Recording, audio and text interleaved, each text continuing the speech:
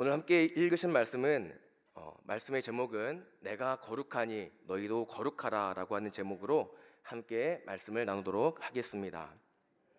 하나님은 거룩하게 되는 방법에 대해서 성경에 아주 여러 군데에 많은 기록들을 하시면서 우리에게 명령하고 계십니다.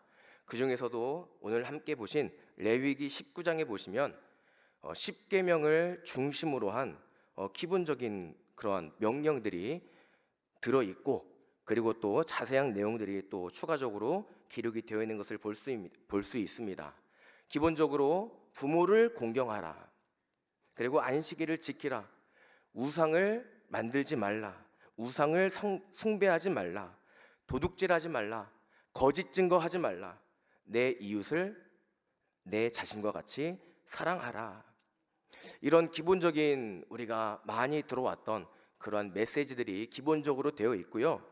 그리고 이 19장의 전반적인 내용을 보면 아주 구체적으로 또 설명하고 있는 부분들이 있습니다. 이 말씀을 보면서 저는 이스라엘 백성들이 이 말씀을 들었을 때 어떤 반응을 보였을까 고민을 많이 해보았습니다.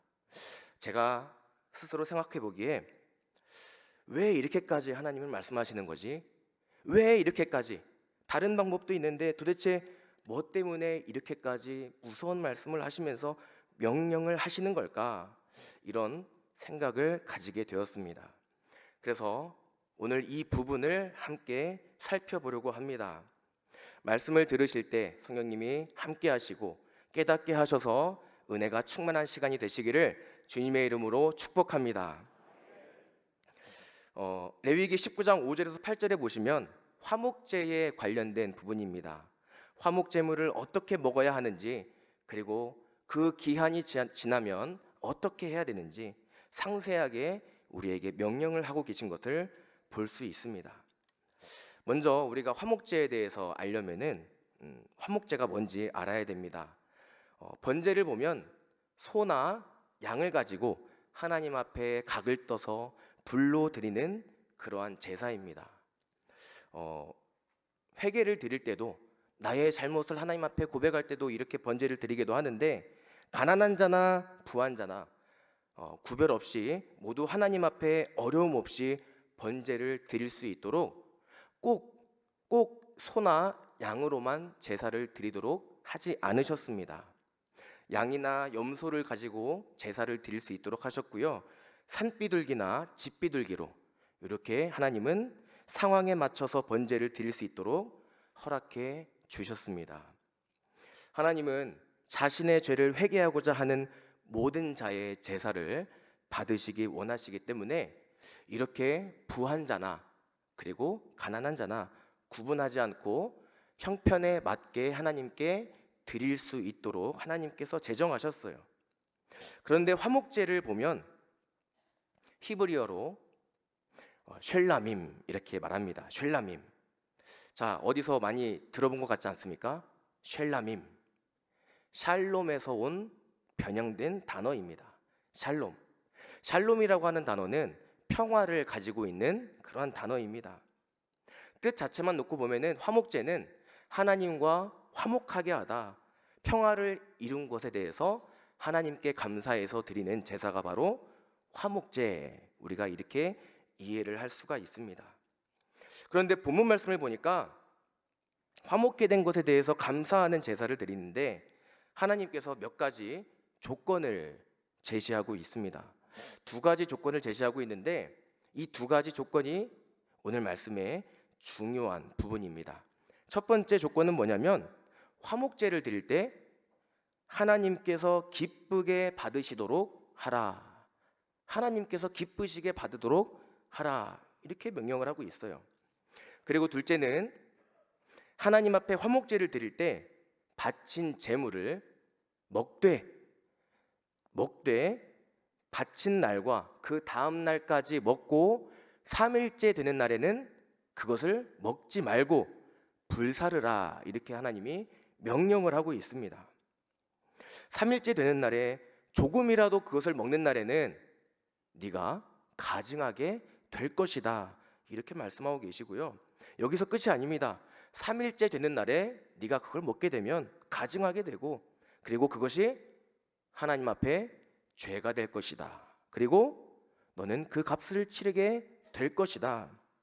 게다가 한 가지 더 말씀하시는데요. 3일째 되는 날에 제물을 먹으면 너는 백성 중에서 끊어지리라. 이렇게 말씀하고 있습니다. 굉장히 무서운 표현, 극단적인 표현을 하나님께서 말씀하고 계신 것을 볼 수가 있어요. 지난 이스라엘의 역사를 보면은 하나님이 이렇게 말씀하신 적이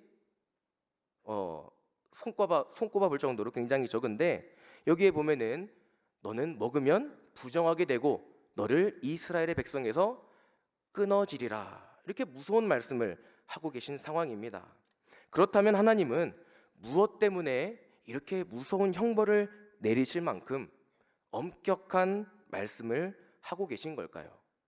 무엇 때문에? 두 가지를 말씀드리고자 합니다. 첫 번째 이유는 거룩하게 된 것이 부정하게 되기 때문입니다. 거룩하게 된 것이 부정하게 되기 때문입니다.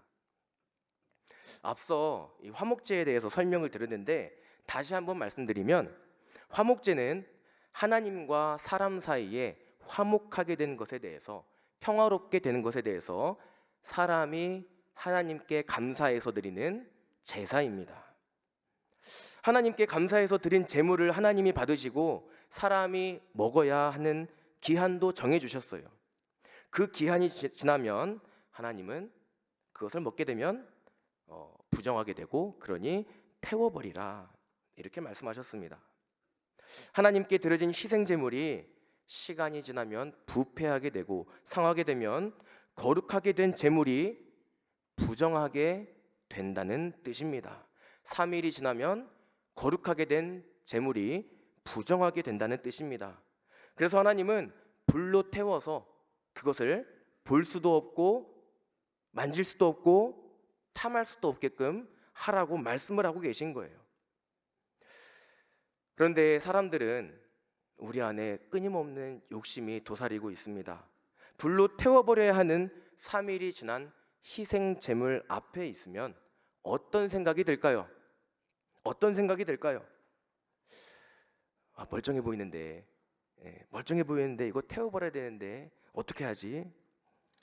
아까운데 이거를 내가 조금만 더 쟁여놓으면은 조금 더 배불리 먹을 수 있을 것 같은데, 조금 더 내가 가지고 싶고 조금 더 배부르고 싶고 조금 더 먹고 싶어 하는 그러한 욕심이 우리 안에 솟구쳐 나오게 됩니다. 그래서 사람들 사이에 어떤 일이 일어날까요? 그것을 쟁취하기 위해서 속임과 분열과 분쟁이 일어나게 됩니다. 불신과 거짓, 그리고 분열, 거짓이 생겨나고 그것이 점점 커지면 다툼이 일어나게 되는 것입니다. 하나님께 드려진 거룩한 음식, 조금 더 내가 가지고 싶고 조금 더 오래 가지고 있으면서 먹으면서 내가 조금 더 안락한 삶을 누리고 싶다, 욕심 때문에 사람과 사람 사이에 분쟁이 일어난다는 겁니다. 이 화목제는 하나님과 사람 사이에 화목히 된 것에 대해서 감사드리는 그러한 감사의 화목제인데, 화목제를 드리는 사람들끼리 이렇게 분열하고 있고 분쟁하고 있는 모습을 하나님이 보신다고 하면 이건 과연 나한테 감사해서 드린 제물일까? 제 생각에는 아마 탄식하시지 않을까, 이렇게 생각을 해보았습니다. 하나님이 말씀하십니다. 기한이 지나면, 3일이 지나면 불로 태워버리라.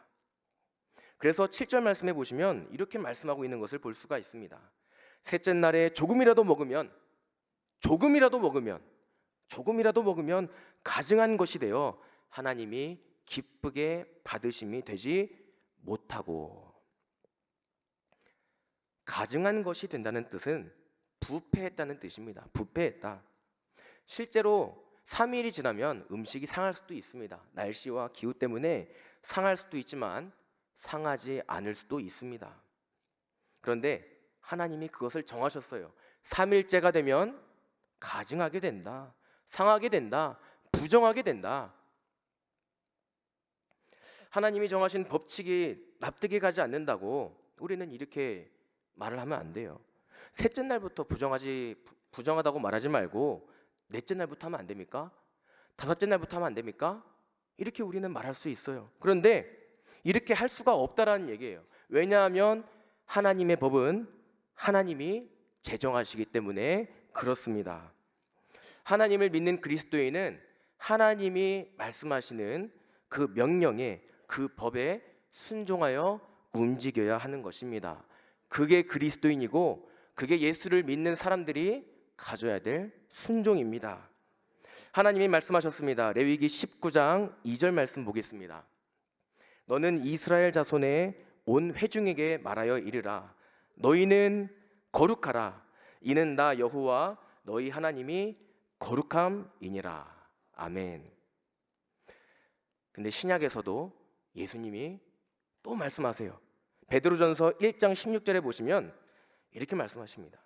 기록되었으되 내가 거룩하니 너희도 거룩하다 할지어다 하셨느니라. 사랑하는 성도 여러분, 3일째 된 음식을 조금이라도 먹으면 가증한 것이 됩니다. 하나님께 기쁨이 되지 못해요. 아무리 예배하고 아무리 찬양하고 아무리 내가 기도를 많이 해도 3일 된 희생 제물을 먹으면, 하나님 말씀대로 행하지 않으면 그것은 결국 하나님께 기쁨이 되지 못하고 말씀처럼 죗값을 치러야 될 겁니다. 하나님은 분명하게 말씀하고 계세요. 너희는 내가 너무너무 사랑해서 내가 선택한 백성이지만 그렇다고 너희가 완전한 건 아니다. 너희가 거룩하게 된 건 아니다. 너희는 여전히 불완전하다. 너네는 본질적으로 거룩하지가 않다. 그러나 너네는 나의 백성이니 너희는 거룩하라. 하나님이 이렇게 말씀하십니다. 하나님의 선택함을 받았다고 해서 다 거룩하게 된다라는 말씀이 아니에요.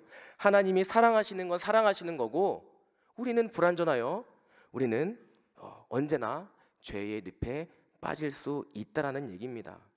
그래서 하나님이 우리에게 명령하시는 거예요. 너희는 거룩하라. 내가 거룩하니 너희는 거룩하라. 이게 하나님의 명령이고 하나님의 간절한 소원이십니다. 나의 사랑하는 자녀들이 나와 같이 거룩해지길 바라는 하나님 아버지의 간절하신 마음이에요. 그래서 부탁하시는 게 아니라 부탁하는 마음이 너무너무 커서 우리에게 명령하시는 거예요. 내가 거룩하니 너희도 거룩하라. 저는 이 말씀을 우리의 삶에 이렇게 적용해 보려 합니다. 우리는 불법이 만연해 있는 세상 가운데 살아가고 있습니다. 주님 전에 나와서 말씀 듣고 기도하고 예배함으로 우리는 거룩해집니다. 우리는 거룩해집니다.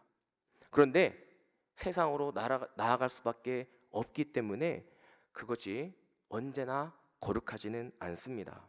말씀이 기억나고 입에서 찬양이 나오고 예배가 그리워집니다. 그래서 우리는 거룩하다고 말할 수가 있습니다. 그런데 세상 가운데 살아가다 보면 우리는 점점 연약하여 세상으로부터 치우쳐 살아가게 됩니다. 사탄은 그 틈을 가만두지 않고 계속해서 우리를 부패하게 하려고 만듭니다. 주일 성수 못하게 하고 하나님께 감사하지 못하게 하고 예물 드리지 못하게 하고, 그리고 온갖 것들로 우리를 유혹합니다. 감사하지 못하게 만들고 세상이 주는 쾌락과 즐거움으로 예수님을 바라보지 못하게 합니다. 또한 세상이 주는 좋아 보이는 것들이 다 사실 우리에게 좋은 영향력을 끼칠 때도 있지만 그것들 때문에 우리는 세상에서 불화하고 분쟁하고 범죄하게 됩니다. 나는 범죄하지 않았어. 나는 결백해. 하지만 나의 입에서 나오는 말과 나의 행동으로 인해서 나도 모르는 사이에 나는 범죄의 길을 가고 있을 때도 있습니다. 세상 속에 있을수록 점점 나도 모르는 사이에 부패해져 갑니다. 그래서 우리는 부패해지지 않기 위해서, 가증한 것이 되지 않기 위해서 어떻게 해야 될까요? 바로 오늘 말씀처럼 거룩해져야 됩니다. 거룩해지기 위해서 우리는 날마다 하나님의 전으로 말씀을 들으러 나와야 하는 것입니다. 하나님께 나아가는, 하나님께 드리는 이 예배를 사모하며 나아가야 되는 것입니다. 그냥 예배하는 게 아니고 이 말씀에서 기록하고 있는 것처럼 하나님이 기뻐 받으시는 그 예배를 우리가 드려야 되는 것입니다. 온 마음과 정성으로 하나님께 드리는 예배, 그게 바로 하나님이 기뻐 받으시는 예배, 우리가 드려야 되는 예배인 줄 믿습니다. 우리 성도님들, 이런 예배 드리시는 우리 성도님들 다 되시기를 주님의 이름으로 축복합니다. 그래서 우리가 날마다 예배하고 또 예배하고 또 예배하는 거예요. 그래서 우리가 삶의 처소에서 또 기도하고 날마다 전화로 또 기도하고 또 말씀 보는 거예요. 왜요?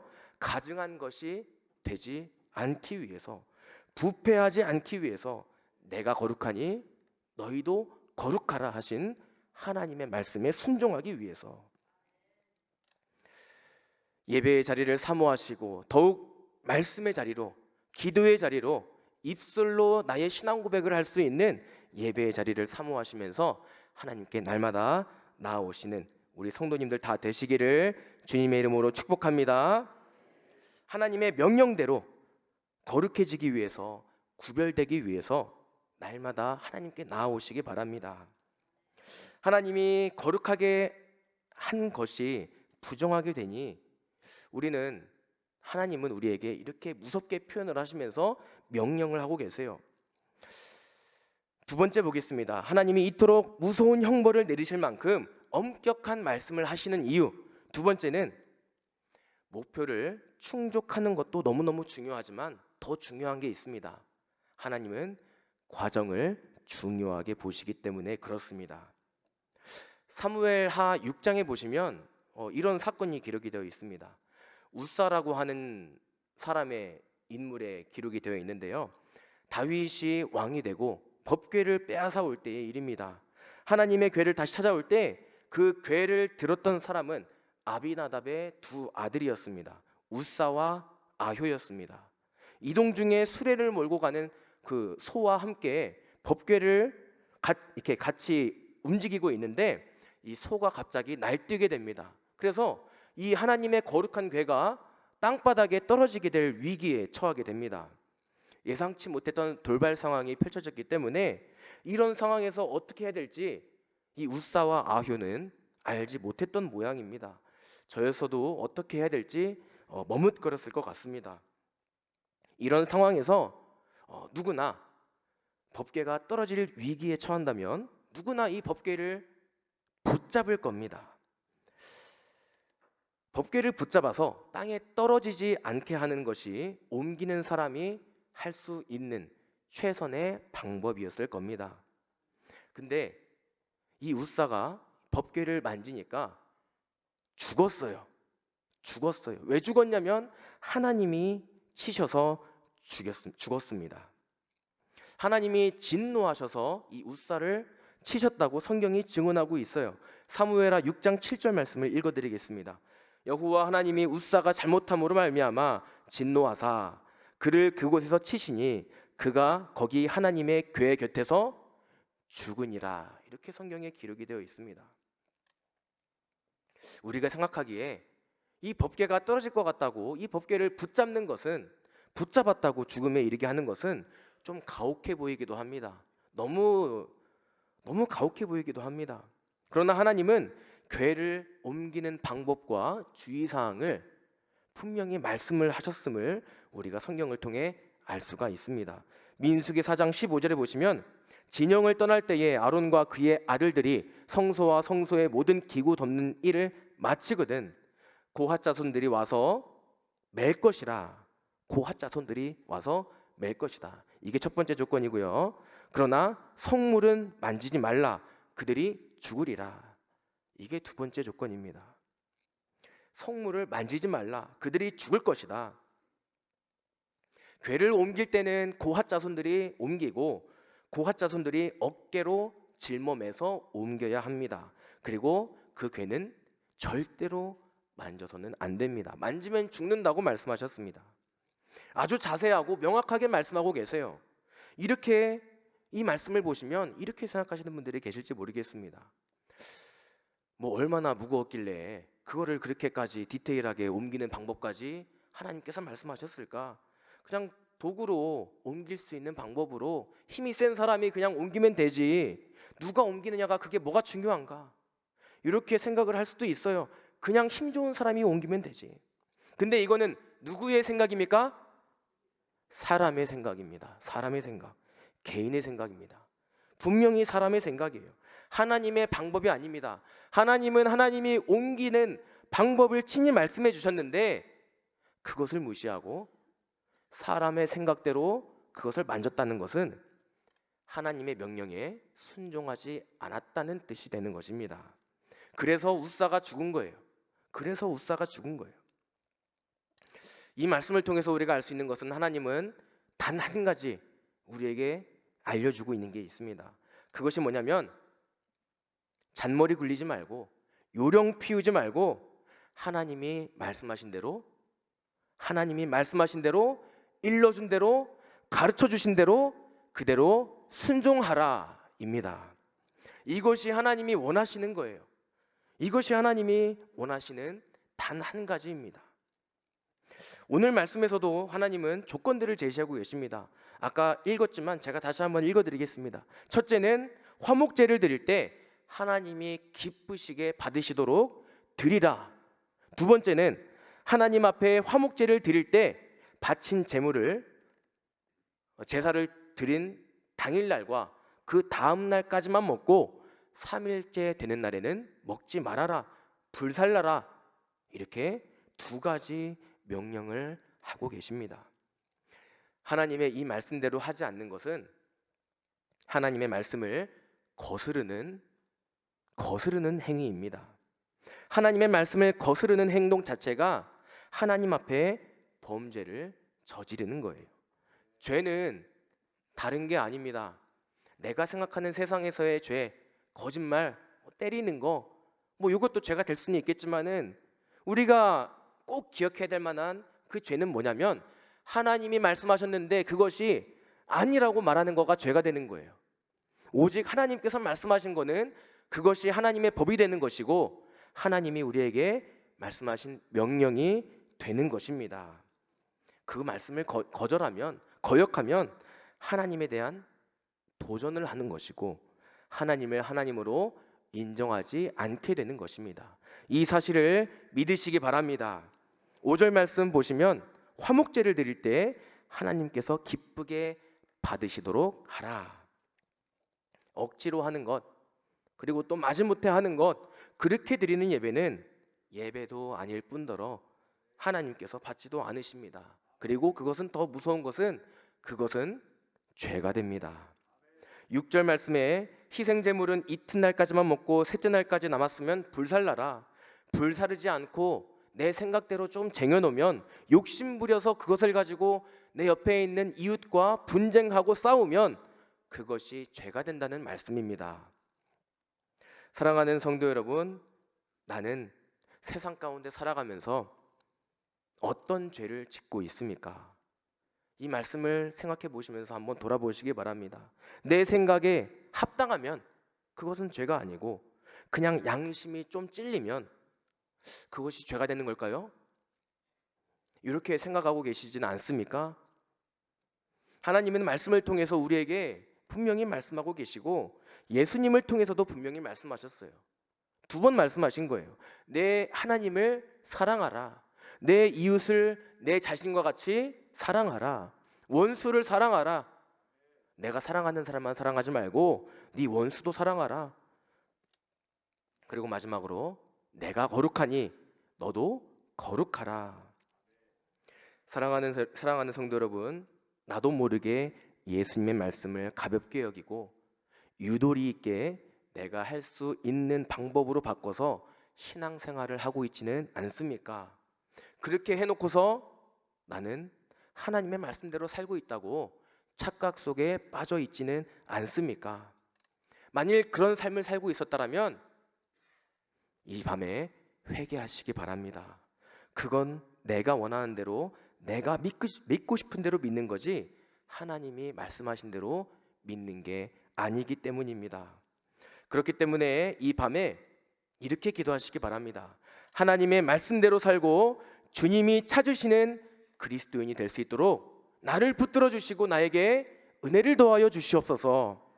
이 기도하시는 은혜의 밤이 되시기를 주님의 이름으로 축복합니다. 말씀을 다시 한번 정리해 드리겠습니다. 하나님은 내가 거룩하니 너희도 거룩하라 말씀하셨습니다. 엄하고 그리고 또 무서운 형벌을 내리실 만큼 강력한 명령을 내리고 계세요. 첫 번째 이유는 거룩하게 되는 것이 부정하게 되기 때문이라고 말씀드렸습니다. 우리는 부르심을 받은 그리스도인이지만 세상에 살아가는 사람이기에 끊임없이 하나님 앞에 나와 예배하고 기도하고 입술로 고백해야 됩니다. 그렇지 않으면 세상이 주는 시험으로부터 이리 치이고 저리 치이고 나도 모르는 사이에 죄의 늪으로 빠지게 되는 그런 연약한 존재임을 내가 고백해야 됩니다.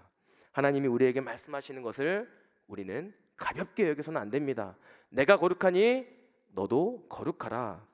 또한 엄격하게 형벌을 내리실 만큼 강력한 명령을 내리신 두 번째 이유는 하나님은 과정도 중요하게 생각하시기 때문입니다. 하나님의 명령을 우리가 이해하지 못한다고 해서 이렇게 하자고 저렇게 하자고 바꿀 수 있는 게 아닙니다. 하나님의 말씀대로 하지 않는 것은 하나님의 말씀을 거스르는 것이고 그것은 결국 죄로 이어지게 됩니다. 이 사실을 기억하셔서 부정하게 되지 않기 위해서 하나님의 말씀대로 순종하며 살기 위해서 날마다 주님께 나아오고 날마다 기도하고 내 입술로 주님께 고백하고 시인하는 그런 우리 성도님들 다 되시기를 주님의 이름으로 축복합니다.